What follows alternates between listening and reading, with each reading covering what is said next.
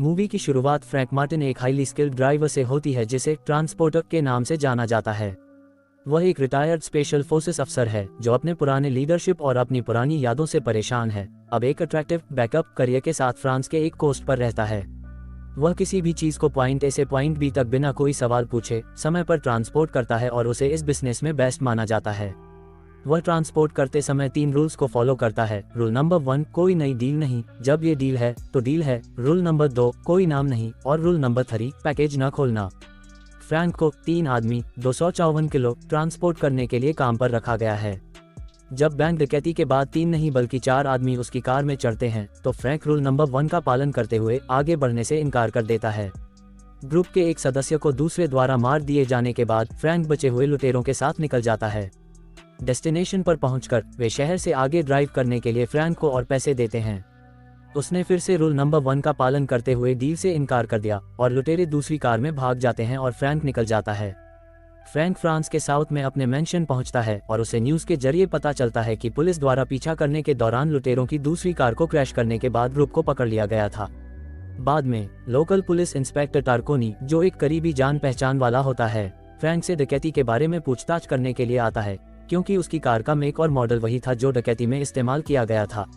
हालांकि फ्रैंक की इन्वॉल्वमेंट के बारे में अपने शक के बावजूद टार्कोनी के पास डकैती के बारे में कोई ठोस सबूत नहीं है क्योंकि फ्रैंक ने कार की सफाई कर दी थी और लाइसेंस प्लेट बदल दी थी। कोई लीड न मिलने के वजह से वो उसके विला से चले जाता है। फिर फ्रैंक को वॉल स्ट्रीट के नाम से जाने जाने वाले एक अमेरिकी गैंगस्टर को पैकेज डिलीवर करने का काम मिला और वो उसके आदमी से एक बार में मिलता है और बिजनेस के रूल्स उसे बताता है।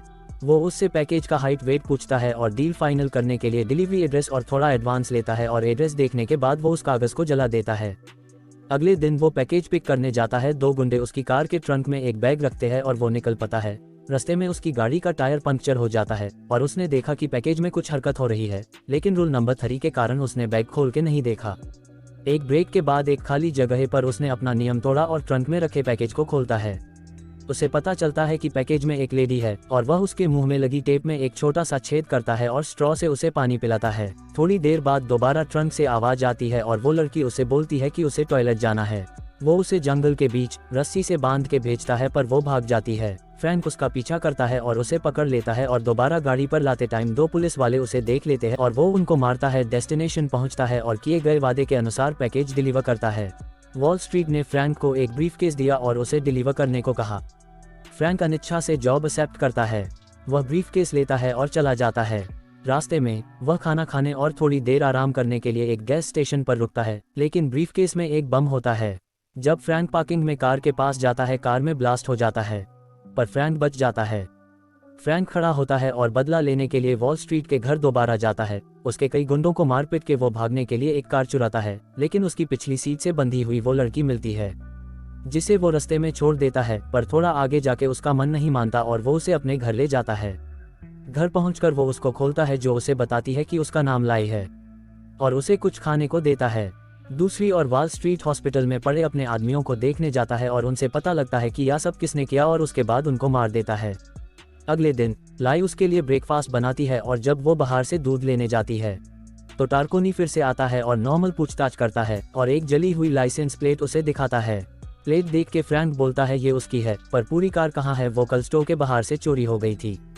उसके पूछने पर कि वो स्टोर से घर कैसे आया तो लाई बोलती है कि उसने उसे रात को लिफ्ट दी। टक्रोनी बोलता है कि पर घर के बाहर उसने कोई कार नहीं देखी, तो फ्रैंक बोलता है कार गराज में है और उसे कार दिखाने ले जाता है, जिससे टार्कोनी के पास फिर से कोई सबूत नहीं होता, जिन्होंने इस बात पर ध्यान नहीं दिया कि कार की सामने की लाइट टूटी हुई है।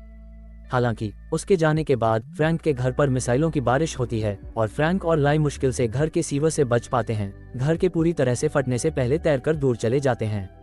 वो तैर के एक खली पड़े घर में घुस जाते हैं। अगले दिन वो पुलिस स्टेशन जाते हैं और रिपोर्ट लिखवाते हैं कि जब वो बीच से स्विमिंग करके घर वापस आए तो उनके घर में आग लगी हुई थी। इसके अलावा फ्रैंक और लाई टार्कोनी के दूसरे सवालों को टालने में कामयाब होते हैं। टक्रोनी उन्हें अपने ऑफिस में रुकने को बोलता है। लाई मौके का फायदा उठाती है और वॉल स्ट्रीट तक पहुंचने के लिए टार्कोनी के कंप्यूटर का इस्तेमाल करती है। पुलिस स्टेशन के बाद वो लाई को अपने रास्ते जाने को बोलता है।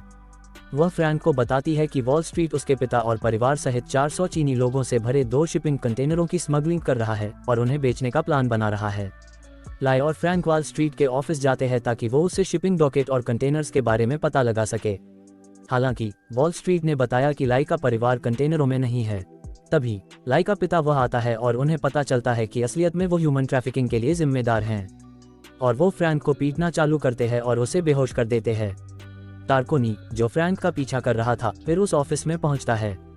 वॉल स्ट्रीट और लाई के पिता ने फ्रैंक पर लाई को किडनैप करने और उन्हें ब्लैकमेल करने का आरोप लगाया। टार्कोनी ने फ्रैंक को गिरफ्तार कर लिया और थाने में बंद कर दिया। स्टेशन पर फ्रैंक टार्कोनी को सिचुएशन समझाने की पूरी कोशिश करता है।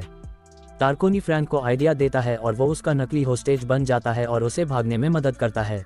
एक डॉक पर फ्रैंक अपनी बोट पर पहुंचता है और तक्रोनी उसे अपनी बंदूक देता हुआ कहता है कि तुम्हें इसकी जरूरत होगी। फिर फ्रैंक उसे अपनी आर्मोरी दिखाता है और वो पीछे हट जाता है। फ्रैंक वह से निकल जाता है और अंधेरा होने पर अपराधियों का पीछा करते हुए डॉक्स तक पहुंचता है, जहां उसका सामना वॉल स्ट्रीट और उसके गुंडों से होता है। गुंडों को पीटने के बाद वो देखता है कि कंटेनरों को ट्रकों पर लोड कर लिया है। हालांकि फ्रैंक को देख लिया जाता है और वह ट्रकों को रोक नहीं पाता और गार्डों से लड़ने के लिए मजबूर हो जाता है। गार्डों को धूल चटाने के बाद वो ट्रकों का पीछा दोबारा करता है और एक फार्म पर से छोटा प्लेन हाईजैक करता है और ट्रकों में से एक पर पैराशूट लेके कूद जाता है, जिससे वॉल स्ट्रीट और उसके कई गुंडे मारे जाते हैं। ट्रक से बाहर निकलने के बाद फ्रैंक पर लाई के पिता द्वारा हमला किया जाता है, पर तभी लाई ने अपने ही पिता को गोली मार दी और फ्रैंक बच गया। बाद में टार्कोनी पुलिस के साथ आता है और वे कंटेनरों के अंदर फंसे लोगों को बचाते हैं, और फिल्म समाप्त होने पर फ्रैंक और लाई उन्हें एम्बुलेंस में लोड करने में मदद करते हैं।